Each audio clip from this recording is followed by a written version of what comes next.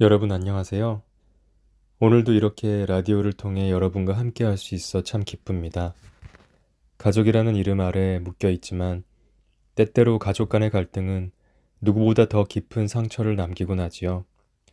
오늘 들려드릴 사연도 그런 이야기입니다.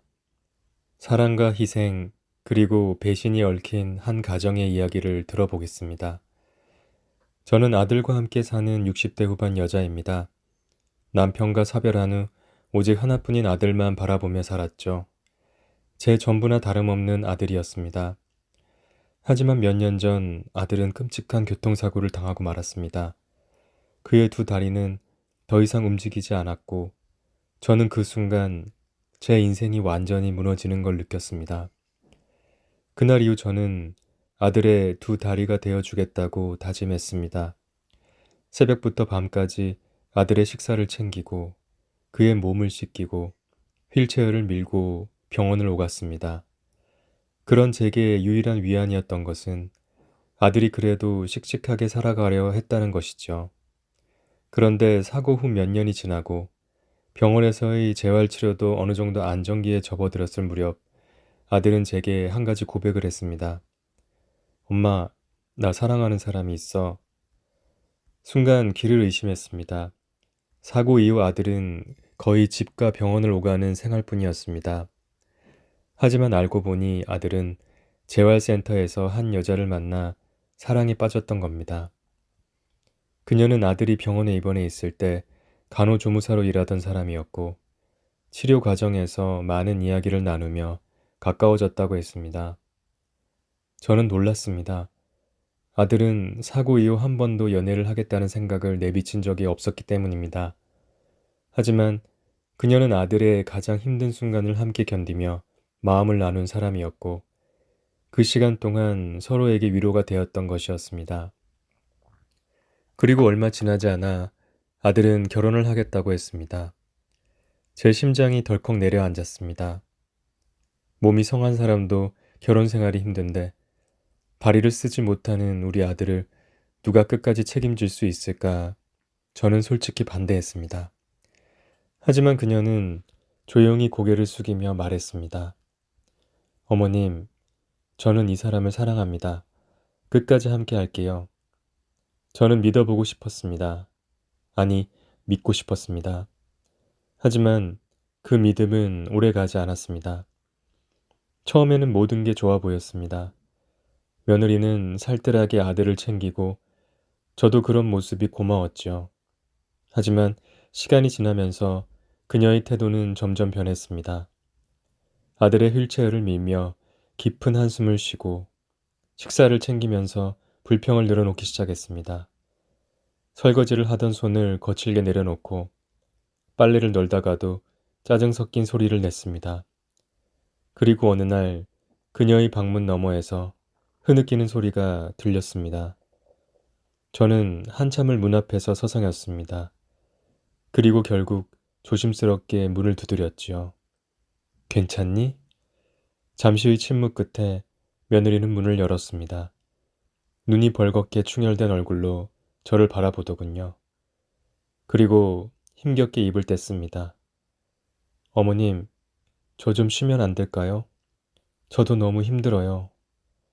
그 말을 듣는 순간 화가 치밀어 올랐습니다.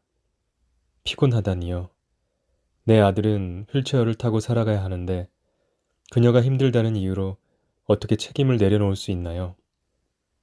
하지만 저는 참았습니다. 아직은, 아직은 참아야 한다고 생각했지요. 그러던 어느 날 며느리는 충격적인 말을 했습니다. 어머님, 저 이제 그만하면 안 될까요? 순간 심장이 덜컥 내려앉았습니다. 그게 무슨 말이니? 네가 없으면 이 아이는 어떻게 해? 그제야 며느리는 참아왔던 감정을 터뜨렸습니다. 어머님, 저는 사실 오빠가 사고를 당한 후에도 계속 결혼을 고민했어요.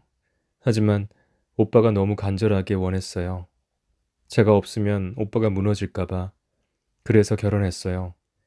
그런데 저는 간병인이 아니잖아요. 저는 오빠의 아내로 살고 싶었어요. 그런데 지금 저는 하루 종일 병수발만 들어요. 그녀는 눈물을 닦으며 말을 이었습니다. 어머님도 아시죠? 저 오빠 만나기 전부터 일하던 직장도 있었고 꿈도 있었어요. 저는 지금 하루하루가 지옥 같아요. 오빠를 사랑하지만 제 삶은 온통 희생뿐이에요. 그 말을 듣는 순간 저는 말문이 막혔습니다. 처음으로 며느리를 이해하게 됐습니다. 그녀는 남편을 사랑했지만 그 사랑이 자신의 모든 것을 앗아가는 감옥이 되어버린 것이죠. 하지만 이해와 용서는 별개였습니다. 저는 애써 감정을 눌렀습니다. 그럼에도 불구하고 넌 선택을 한 거잖니. 결혼을 하겠다고. 네가 떠나면 내 아들은 어떡하니? 그녀는 한숨을 내쉬더니 단호하게 말했습니다. 어머님, 저 떠나려고요. 저도 제 인생을 찾아야겠어요. 그녀는 결국 짐을 쌌습니다. 떠나는 날 아들은 아무 말 없이 창밖을 바라보고 있었습니다.